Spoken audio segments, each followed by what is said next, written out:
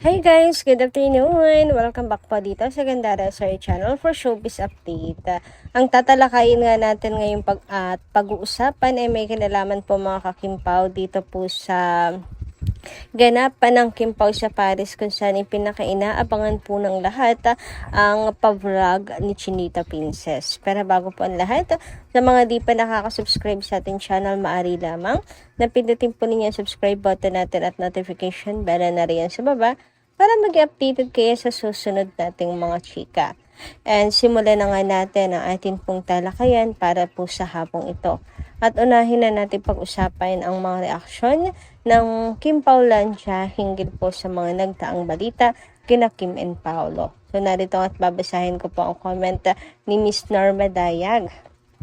Sabi niya rito, "Good PM Gandara. Kimi, never mind the bashers. Let them talk and talk. Wala na silang magagawa sa buhay. Disappointed na sila sa kanilang idol. So, they find ways and means to let them be separated. But wrong moves kayo mga bashers. The more bash, the more blessings to come. Kaya to bashers, sige lang. Kasi, ayan, palit lahat niyan ang kapalit niyang lahat ay blessings. You can never put down a person with good personality traits. God bless them both." Thank you so much, Miss Norma Dayak, sa inyong comment. And totoo kayo, Chine. Never po nilang mahihila pababa ang taong napakabuti katulad po ni Kim Chu. Mga kakimpaw, kita nyo naman, di ba? Yung mga blessings sa buhay ni Chinita Princess kahapon nga lang, may endorsement shoot siya mga kakimpaw. Napaka-successful niya sa pagiging artista, sa pagiging endorser, sa pagiging host, and sa pagiging businesswoman, and ngayon sa kanyang puso, mga kakimpaw. Para hindi na natin kailangan ipag-pray pa kasi nakuha na natin yung gusto natin mga kakimpaw na magkatuluyan yung dalawa. Yun lagi natin ipinagdadasal mga kakipi. So kaya dead ma bells na lang sa mga bashers na yan. Wala silang magagawa to stop Kimpaw. Anyway, dumako naman tayo dito nga po sa ganap ni Kim sa Paris, France, kung saan dahil sa panay ang lapag ni Kim ng ayuda at panay ang lapag na kanyang photoshoot, inaabangan tuloy ng Kim Paulancias ang kanya pong pa-vlog mga kakimpaw. Alam niyo naman si Kimi, naisisingit kahit sa kabila po ng kanyang kabisihan, naisisingit pa rin po niya ang pagbablog mga kakimpaw. At dahil na rin sa panay po ang paayuda na magkasama silang dalawa, mas lalong ginugusto ng mga fans na mag-upload si Kim ng Paris Vlogs. Yung magkasama silang dalawa ni Paolo Avellino. For sure, may documentation yan mga kakimpo. Kasi nga, diba, nag-aral po siya sa Paris. For sure, hindi po niya yun palalagpasin. And dahil minsan na rin namang naisama ni Kim si Pao sa vlog, so why not mga kakimpaw? Mag-vlog naman po siya with Paolo again, personal vlog naman ng bawat ganap nila. Sa photoshoot, sa taping, sa kanyang pag-aaral, sa kanilang gala together. Mukhang mahaba-habang vlog, mga kakimpaw. Ay nako, kahit abuti na 1 oras ang vlog ni Kimi, ayos lang sa atin. Basta't kasama si Paula Avellino. And syempre yung jogging nila together. Naalala nyo nung wala pa si Kim sa Paris. Panay ang upload ni Paolo ng jogging. Natigil lang nung nandun na rin po si Kim sa Paris. Grabihan ngayon.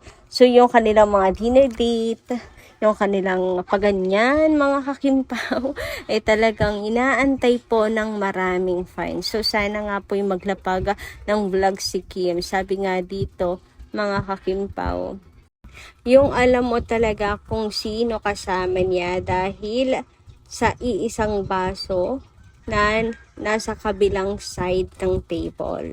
Credit to the owner. Meron din kasi yung picture si Paolo Avellino. Nakita po may different glass doon, mga kakimpaw. Tapos si Kim, ito rin, same sila ni Paolo Avellino. Kaya naman, masisisi nyo ba naman ang Kim Paulandia? Di ba hindi? And if ever na mag-post si Chinita Princess ng vlog, naku, ang bibilis po ata, no, ng mga Kimpaw fans. Mabibilis pa sa alas 4, mga kakimpaw. Panigurado, mga nakaantabay at nakatambay sa channel ni Kibi. Anyway, sabi nga dito, Dako Prinsesa Chinita, meron ka pang utang sa amin na Faris Vlog, ha ha ha. Or di kaya Kimpa World Tour Vlog. Sobrang successful ng World Tour ninyo na pang-asap level na talaga. Hashtag Kimpa. Why not parehas, dalawang vlog para masaya, mga kakimpaw. Hindi po nga mga vlog na ni Kim sa kanyang account, ganap na nilang dalawa ni Pao. Uy! Anyway, dumako naman nga po tayo dito sa bali-balita na si Paolo Avellino nga po ay sasalang sa Showtime para maging host. Pero tingin ko hindi ito matutuloy, mga kakimpaw. If ever mind, kahit ipilit ng mga fans. Kasi magsisimula na, mga kakipi, ang taping nila ng Kopino. So magiging conflict yan, mga kakimpaw. Kasi laging magiging wala siya at magiging abala sa Kopino, mga kakimpaw. Mag-out of town pa yan, 'di ba? Pupunta po sila ng Korea para doon mag-shoot. So, malabo talaga na kunin ni Paolo if ever man na may offer po sa kanya na mag-host sa Showtime.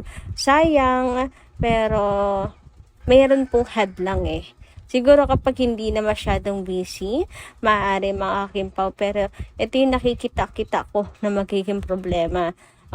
Nagsisimula na ang taping nila ng Kopino. Na isa rin naman sa inahabangan nating lahat, mga kakimpaw, kasi it's a dream project for Kim na makapag shoot sa ibang bansa, mga kakimpaw. Maybe next time sana ay magkaroon ng offer kay Paolo Avellino. For sure, hindi naman tatanggihan ni Pao kasi nandun si Kim. Hoy, pagdating kay Kim, hindi makahindi.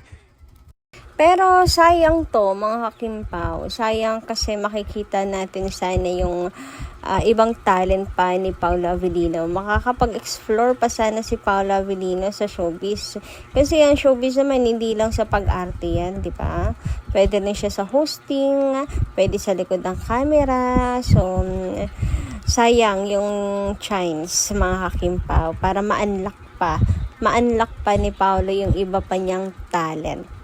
And bagay si Paolo Avellino dun sa mga pagbibigay ng advice, the segment, and yung Kuwela side at Kalog side ni Paolo Avellino, ma-unlock na sana natin. Anyway, dumako naman tayo dito po sa comment ni Miss Corazon Serrano. Shoutout po sa inyo. Ang sabi niya po dito sa kanyang comment, dapat talaga hatid sundo ni Pao si Kim para secured si Kimi. Maraming salbaheng tao ngayon. Take care. God bless. Kim Pao forever. The best couple. Very generous kayong dalawa. Magmahalan kayo at mag-ibigan. Take care and God bless.